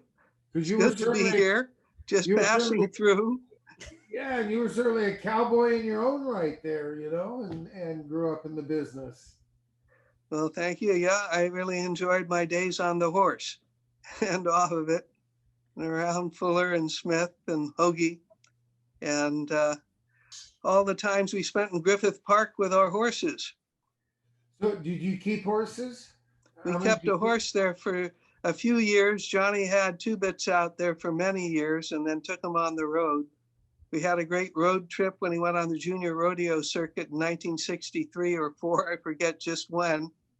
But we spent a good 6 weeks on the road, making it from Wyoming to Arizona and parts of Texas. It was a great adventure. Doing the real cowboy circuit, right? I mean, he was, what were his events? Bulldog. When he started out of high school, he was doing the junior rodeo circuit, and he was riding broncs and bulls, and he had been a great friend with a great roper who taught him how to do trick roping, but then also calf roping. And so in his later years, he also did some steer roping. And he did a lot of it with two bits. He got two bits trained to be a calf roping horse as well as just a good all-round horse and doing some tricks. And of course, you'd have to have your own horse, something there that you really have to communicate with your animal what you want done, because you're kind of focused on where you're going. From there, from the rough, tough cowboy into the, you know, big band and that whole soft, I mean, it would seem like a whole other side to him. Yeah, even when he was in the Army, he was playing his guitar and singing, and he hooked up with Vince Giordano in New York, who had a society band, and he would go and sing with him. And I remember he collected quite a collection of lyrics in doing it. And that was even, I think, in the 60s, 70s that he started doing it. But it wasn't until the 90s that he decided he could make something of a living doing it as a band leader in a society band here in town. And then he did it for 20 years. And I think didn't he play at Rob Word's wedding? Did I see that? He as did. Well? Yes, he did. We had Rob on here earlier, so. See, it all comes full circle. Yes. That's great. All right. Well, I did want to interject here while Charlotte is on and just say on behalf of all the fans and stuff, thank you so much for always posting every week about what was going on with Johnny and keeping everybody in the loop. Everybody deeply, deeply appreciated being part of that process and being in the know as far as his status and his update. And there's been a ton of, condolences and comments that have been posted, not only in Darby's Darlings when he posted about it, but I know you also have a guest book on the website, which I don't know which ones you guys read. So we've been trying to tell everybody to sign the guest book on the website, because I'm assuming you guys all check that. But Charlotte, do you have an opinion as far as where the best place as far as comments that you're reading? I know people have also been sending cards and things like that. So I've been getting so much mail. You can't even believe it. I can't believe it. And I just read everything and I'm just so grateful. So, there's nothing I can say except I'm so grateful for this life I've led for 20 some years. We met in high school. We didn't see each other for 27 years. And then we suddenly came to life in 1990 and got married in 95. So we were always there for each other. And I'm so grateful for him, and all our friends, Which high school was that? Hollywood High. We went to Hollywood High. And my mom was a teacher at Hollywood High. Oh, wow. There you go. It's a small world. What'd she teach, Darby? Maybe they had her. Yeah. English. I think she was an English teacher. What grade? What grade? Young. Junior? Young. The picture I have with her kids, once my father died, then she was a single parent just raising, raising the 3 kids. So she didn't teach that long, but I know she loved teaching. And she was so disappointed in my English. That's funny. Yeah, it's because it's a small world. Because Johnny and I really didn't hook up until a lot later in life, even though, we were 2 kids in the business in this town and stuff. He didn't start going to school till he, at Hollywood High, till he was a junior, and it was about in March. By the time it started, he started we both started around the same time, February and March. It was 1963. Then I graduated in 63 and he didn't graduate till 64, so he's 9 months younger than me, but. Well, like you said, you guys were great together. Yeah. That picture I posted, you just see the love between you. It's wonderful. Thank you. Yeah. Do you recall the first time you met him, Darby? Johnny? Yeah. I mean, like the first time you actually had a conversation and said, hey, let's hang out sometime kind of conversation. Yeah, actually, it was going to a convention together and we were on the same plane and stuff. And I'm trying to think which was the first one that we did. So that was really, really later. Oh, yeah. No, that's the whole thing. I would see when his band was, and I'd oh, that would be so great. And I know it was downtown a couple of times. And I just didn't make it. And still, when you walk up and say, hey, you're a kid actor, I'm a kid actor, we should be friends. But we traveled together and, I loved it. He only had the water, not the ice water, and, not the pepper because the pepper had formaldehyde in it. He was very healthy and very organized. I mean, he really knew he was working the laptop with the scheduling things and everything, and you can tell that's not my long suit. So I was fascinated, and we just kind of bonded and had a good time. Yeah, absolutely. As you say, all the cards and letters and everything, it's kind of like there's a lot of people out there that love that guy. Yeah. I have an outstanding letter. I'm going to post it to you guys or send you a copy because this guy just calls it exactly the way it was, and it's a wonderful, wonderful thing. So I'll send you the copy. Well, then let me read a couple comments that we have over here and then we'll get back to it. So Ellen DiOrio, wanted to know how she could hear a word on Westerns. Ellen, if you go to go to YouTube and then type in a word on Westerns, you'll find his channel. And so then he's got all sorts of videos, and there's all sorts of interviews with a whole bunch of different Western cowboys and things like that. So that's how you can find that. And then let's see. Karen McGowan Cadies wants to know what you were drinking, Darby, when you were standing by the stairs. You had a big beer mug in your hand. Was it actually beer or was it not beer? Probably, or it might have been near beer. I don't know. I don't remember the dancing number, so it could have been beer. Good chance it was beer, huh? All Hey, right. I had no lines. I had no scenes with anybody. I was just there for the show and just drinking it all in. You were the most famous extra there, I think. In cowboy heaven, as they say. So, of course, I was very happy to see all the Bonanza clips. Of course, the song at the end was not in the actual pilot. That was an extra piece they had recorded, and then that's been in like specials. So it was interesting it was in this special. I didn't realize they had it in this. But Robert Rogers said, Dan Blocker from Bonanza was very educated. He had a master's degree. We honored him in Texas, and he is buried in DeKalb, Texas, his hometown. And my sister went to school with his boys. And that's really? what I was thinking. Yeah, in Switzerland, actually. Dirk Blocker and the two brothers. But you know what? I was looking around those tables and I was dating some of the daughters of those cowboys. So that was also a little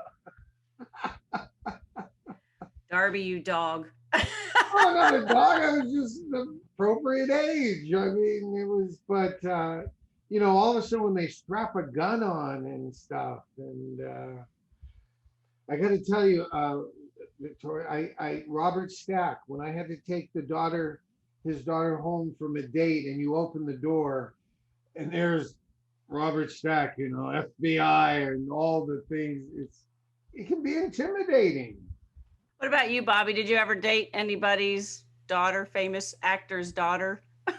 So inquiry minds want to know. We'd go to the Hollywood, the Paul Henry Cotillion at the Beverly Wilshire Hotel and meet the daughters of many of the people in the entertainment business. But Mona was a girl that we both had some publicity events with, and then I ran into her my first year at college and dated her for a year there as a freshman. You dated Mona? I dated Mona. You don't know? Did you date Mona? No. She's older from me, but Paul Henry's Cotillion, yes, with Marie Soy and everything. My mom helped start that. And that was, that's where we were taught. You pulled out the chair for the ladies. Ladies wore gloves.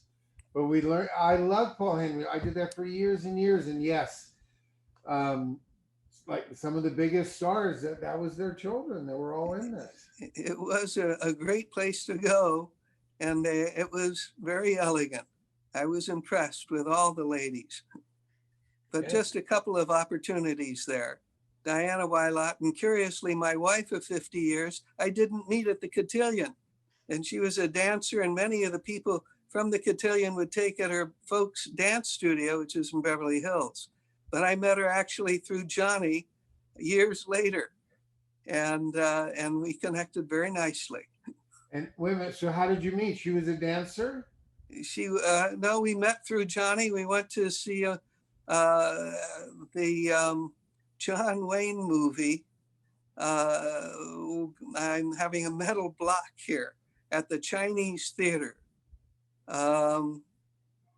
Anyway, it was, the Kim Darby, True Grit, about time. There you go.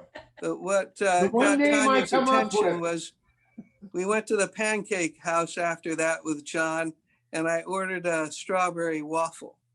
And she didn't get desserts when she went out with John. She had seen him actually through Chris Harmon, who had introduced her to her.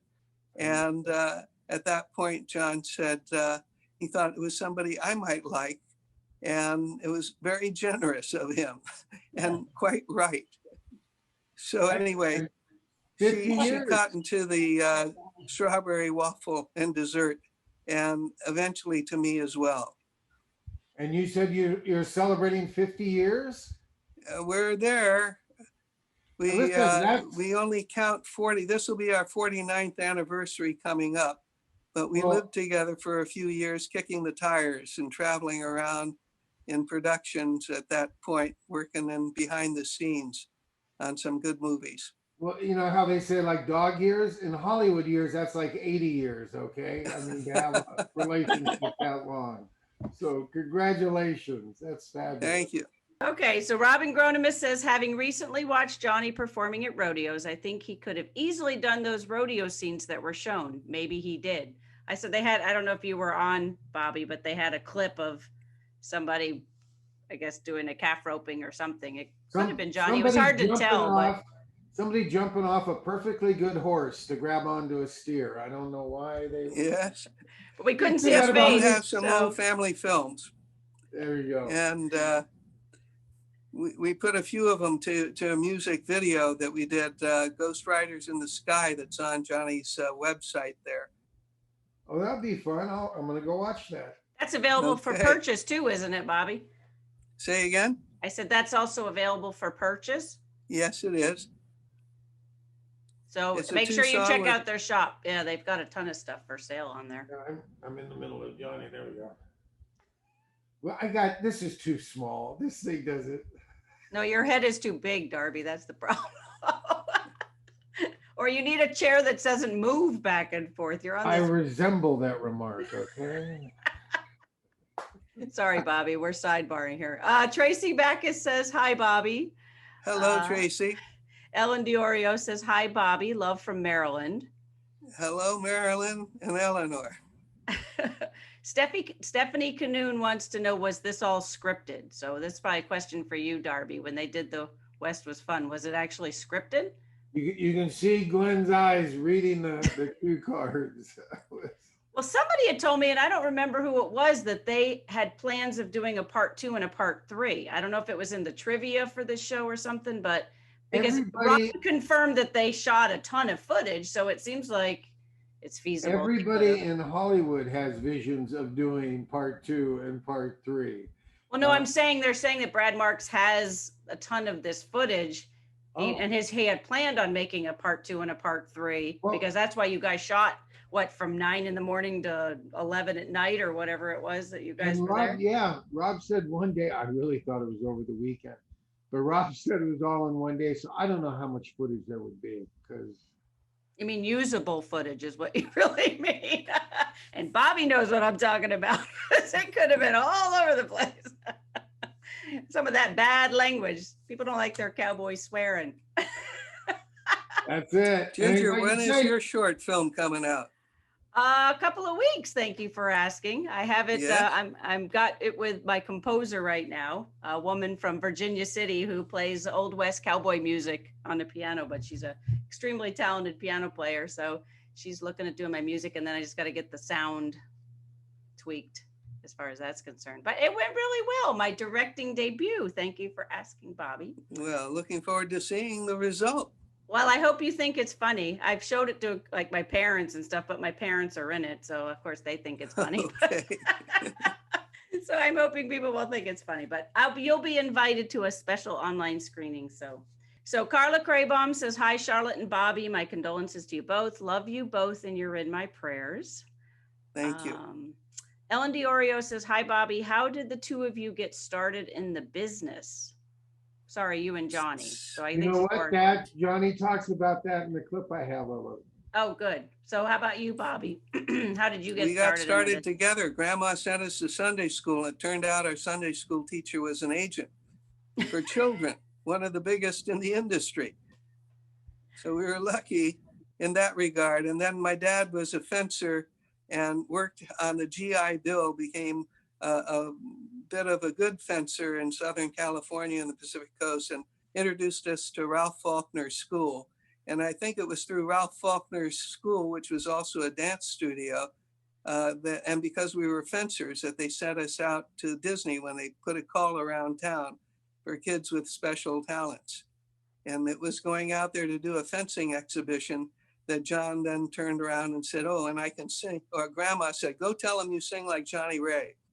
And he went and sang like Johnny Ray, the song Cry, and knocked their socks off. And he got the regular Mouseketeer job. How old were you when you first got your job?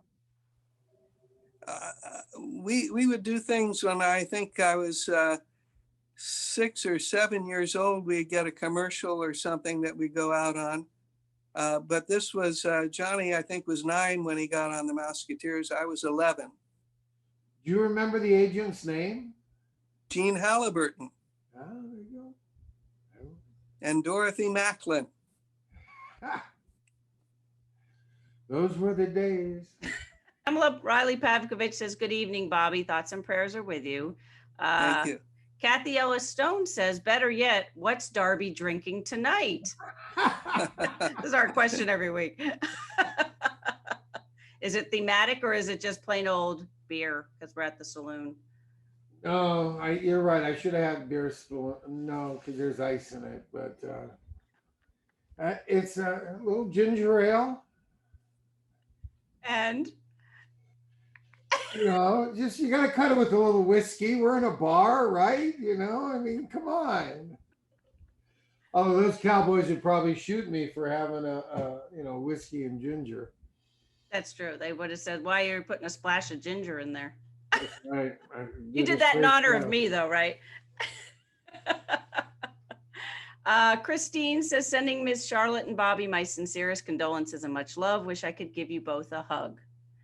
Which brings us to the next. We're hoping you guys will come to Kanab in the end of August. So, and hopefully we'll all be in a hugging mood at the end of August. Bobby is coming to Kanab. Are you? It's very exciting. I'm going to go. Woohoo! I got permission. I can't talk the wife into it, but I'll get there. That's okay. There'll be plenty of us ladies there to make sure you stay out of trouble. Well, you know what? Maybe my sis can have you. Charlotte's going to be there too. Woohoo! Charlotte's going to be there too. Because not only is my family coming, but I just found out too, and my sis is going to be coming, Veronica Cartwright. So we have from Daniel Boone, Veronica is going to be coming. So we're going to have a lot of fun in Kanab. Oh, good. So for those who haven't signed up yet or hadn't started making plans, that's going to be the last weekend of August, I think.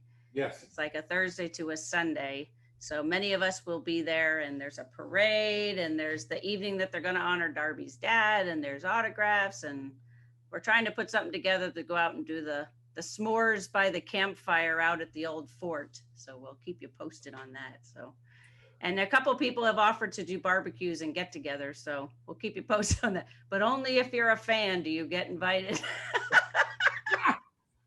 Kidding. We'll see. Stay tuned. Why would they want to go if they're not a fan? Oh, there we go. So that's great news. So yay. Christine Disselhorst says, how many shows did you and Johnny appear in together? I'm assuming that's for you, Bobby. I think just two Rifleman episodes. That's all the film I take that and back. The We did Indian Paint. And you did the Indian Mouseketeers Paint, together. The movie. Bobby, I don't think you were in the Mouseketeers, were you, Bobby? I got one episode. I'm an honorary Mouseketeer in a fencing exhibition we did. Oh, okay. There you go. It's a cute little episode. And if you tuned in for the Johnny Crawford tribute weekend, you got to see all this wonderful stuff. So sorry, Darby, you missed out. I got to see some of it and sat at some of the tables. Bobby was our star, and Charlotte was our star that weekend. Absolutely. Let's see. Brenda Mudrack says, hi all, better late than never. She's hoping to get to Kanab. And then Robin Gronemus said, that's where my husband and I met Darby, the Friday night dinner out on Johnson Road in Kanab. So sweet. They met me out on the road. I was sitting there hitchhiking. Were you really? Well, you had the look of a cowboy. Who wouldn't pick up a cowboy in Kanab, I suppose? Next Thursday is Bobby's birthday. So we're wishing you a happy early birthday.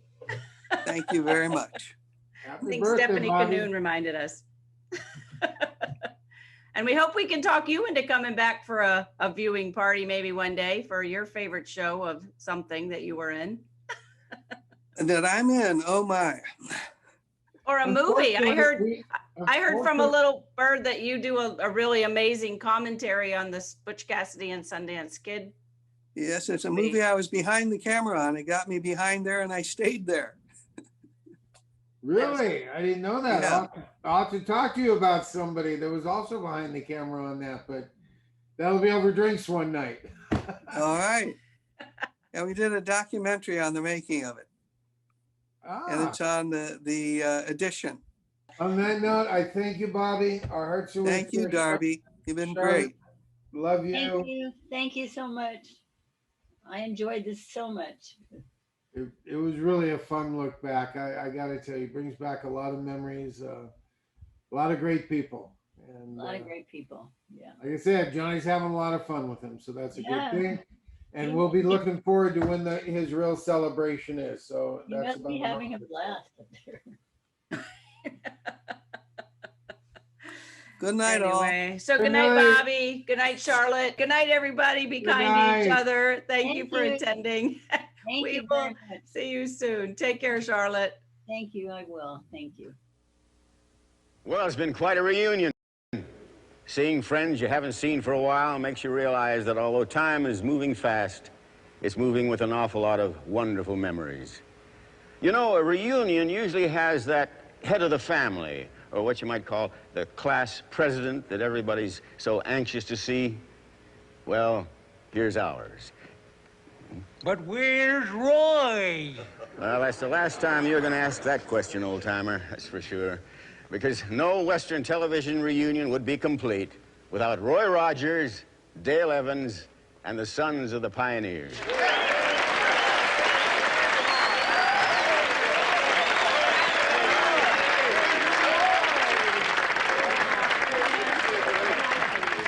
Glenn, we wouldn't have missed this event for anything in the world. That's right. With so many of our old friends here, we thought we'd like to do a couple of songs as a special tribute to this great occasion. This is for you, Duke.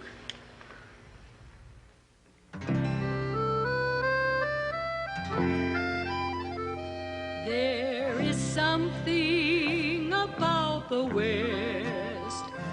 Put your heart and your soul to rest. Makes you feel you're really blessed.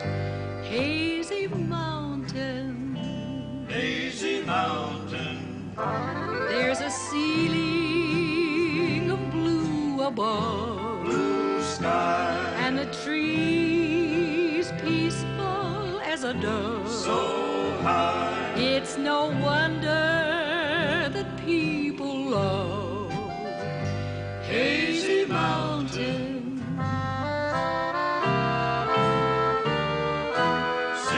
See them tumbling down, pledging their love to the ground. Lonely but free I'll be found, drifting along with a tumbling tumbleweed. Cares of the past are behind. Know where to go, but I'll find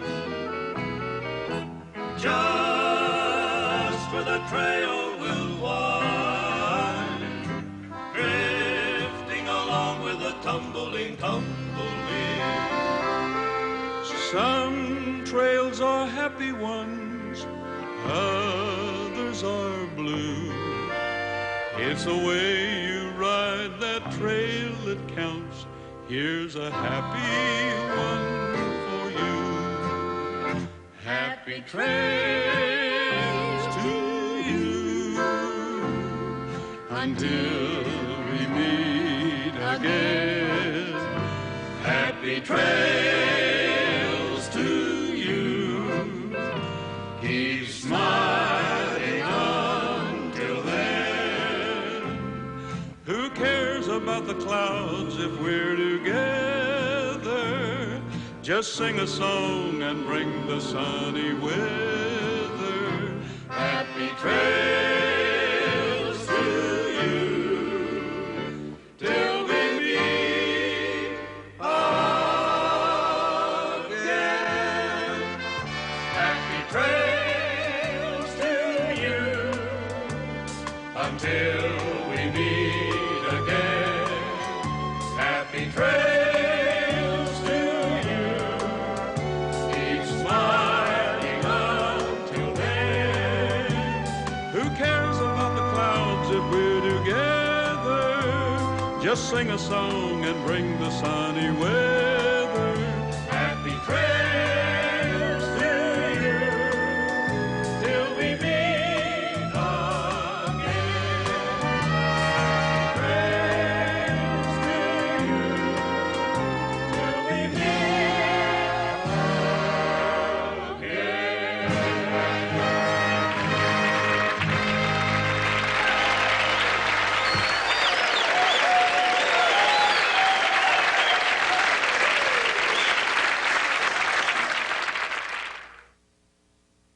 When the West was fun, a Western reunion, brought to you by Buick, who invite you to see and drive the 1980 Buick Skylark, soon at your Buick dealer. It just might be the perfect car for you. Good night, everybody.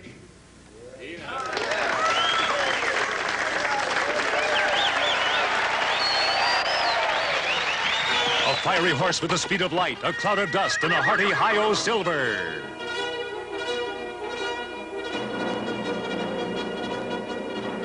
This is Dick Tufeld speaking. Who was that masked man?